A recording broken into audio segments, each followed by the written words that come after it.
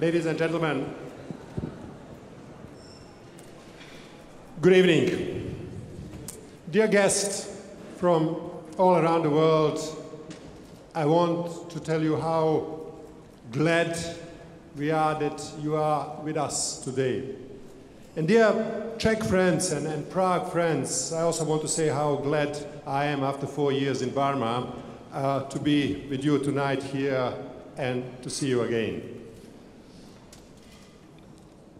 We are opening one more edition of the Forum 2000 conference, and as you know, with the title Democracy and Its Discontents. And yes, we have a lot of reasons, I say, for discontents. We have a lot of reasons for concerns. As we know all very well, let's say already 8 years, the number of the countries, let's say, in which the political rights and civic liberties are declining compared to the number of the countries in which the rights and freedoms are improving.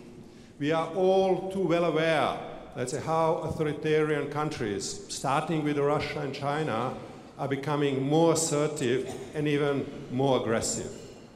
And we are also, let's say, well aware, let's say, that many democracies, let's say, old, established, deep democracies are not doing particularly well, let's say, and many new democracies are sliding, let's say, into the authoritarian practices, let's say. So democracy has had, in the last years, let's say, hard times, uneasy times, and the most probably, let's say, painful, let's say, the big expectations, let's say, and inspiring determination of the people in a number of the countries like Syria, Libya, Ukraine, let's say, have led to the tragic failures, let's say, had led to a lot of instability and have led, let's say, to the huge suffering of a lot of people, let's say. So yes, let's say, we have a lot of reasons why we need to have concerns, why we have reasons for discontent, and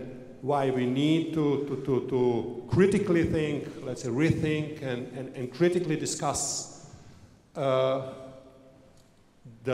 institutions, our choices, our strategies, our actions and our inactions. But when we are doing it in the next few days, I really, let's say, feel, let's say, tonight that I want to share with you, let's say, what I strongly think and I strongly believe. When we are discussing our discontents and our concerns, we should not forget, let's say, how profoundly right, let's say, democracy and democratic values are, how powerful democratic ideal is. And yes, we need to discuss, let's say, something what we are aware, and we need to be more aware how fragile democracy is, let's say, but we should not forget how resilient democracy is as well, let's say. And when we are discussing our discontents and our concerns, we should not, let's say, forget in one single moment the democratic commitment of the people, extraordinary people like Liu Xiaobo, who is sitting in China in a jail, Nobel Peace Prize winner, or Ahmed Maher, who has been with us last year here, let's say, he is sitting in a jail now in Egypt. And we should not forget in a single moment that the democratic aspirations of the people in the Tahrir Square in Egypt, in Maidan Square in Ukraine, and in the central Hong Kong today are not wrong, let's say, that they are not less truthful, they are not less legitimate, let's say, because of the discontents and confusions, let's say, and uncertainties and complexities of the established democracies, because of the failures and sometimes breakdowns of the new democracies, and because of the crackdowns of the authoritarian regimes. And we need to forget it, let's say, to be firm in our commitment to democracy and to be in solidarity with the aspirations of the people who don't have democracy and are striving to have it. And I'm saying it as somebody who is coming from the Burma, who has spent last 4 years in Burma, and who sees, let's say, how our discontents and how our uncertainties are starting to undermine, let's say, our solidarity and our commitment, let's say. So I hope, let's say, and I want and I appeal, let's say, to all of us that our discussions, let's say, lead us from the discussion and rethinking of the discontents, let's say, to reaffirm, let's say, our commitment and our solidarity, let's say. And that is something what, let's say, Havel has always, let's say, learned us and inspired us. Let me now invite the director of the Forum 2000, Jakub Klepal, and please give him a strong applause.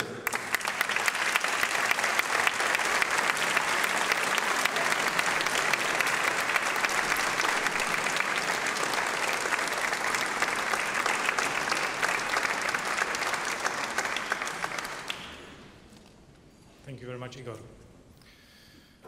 Madam Havel, ladies and gentlemen, it's a pleasure to be with you here tonight. When we gathered here last year during the Forum 2000 for this opening ceremony, Leopoldo Lopez, a dynamic opposition leader from Venezuela, and Ahmed Maher, a blogger and activist from Egypt, were both here with us. Tonight they are not here. They are not here because they are both in prison in their respective countries. And they are not in prison because they have committed a crime. They are in prison because they were expressing their opinions, and they were expressing and executing and exercising their civil rights. So please allow me to read a small fragment from a message that Ahmed Maher sent us, and that was smuggled out of solitary confinement in his prison in Egypt.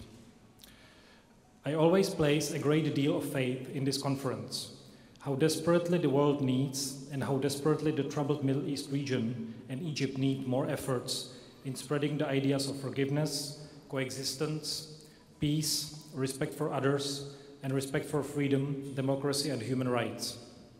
That is why the Forum 2000 is one of the most important events that can contribute to this, as it brings together the experiences of thinkers and defenders of freedom and democracy across the world.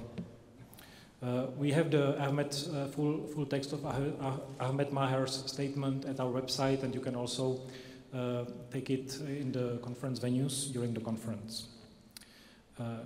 Khadija Ismailova, a journalist from Azerbaijan, was also here last year and was meant to be here tonight with us as well. This morning, however, we learned that she was stopped at the airport in Baku, and she was banned from traveling. And she is concerned that she is facing an immediate or imminent arrest. This fact that not just people like Ahmed Maher and Leopoldo Lopez and Khadija Ismailova, but thousands of others are imprisoned or persecuted for their commitments to democracy and for their political convictions and for their expressions. This is deeply troubling. And Forum 2000 is here also to make sure that these people, these courageous people from all over the world, are not forgotten.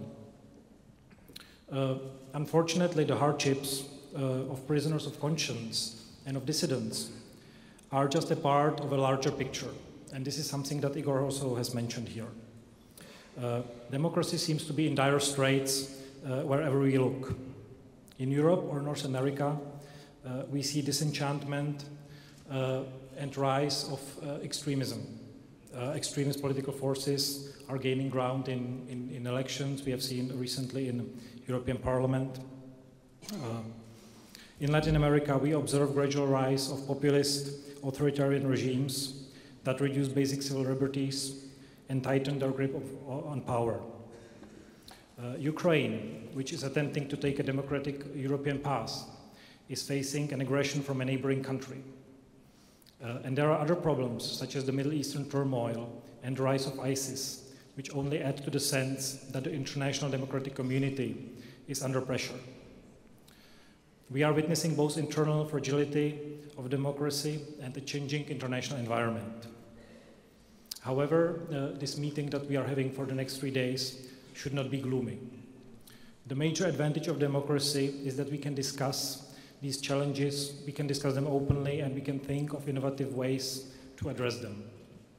A major part of the Forum 2000 conference this year is dedicated to discussions about how to make democracy stronger and fitter for the years to come, what is ahead of us, and what each of us can do to make a difference.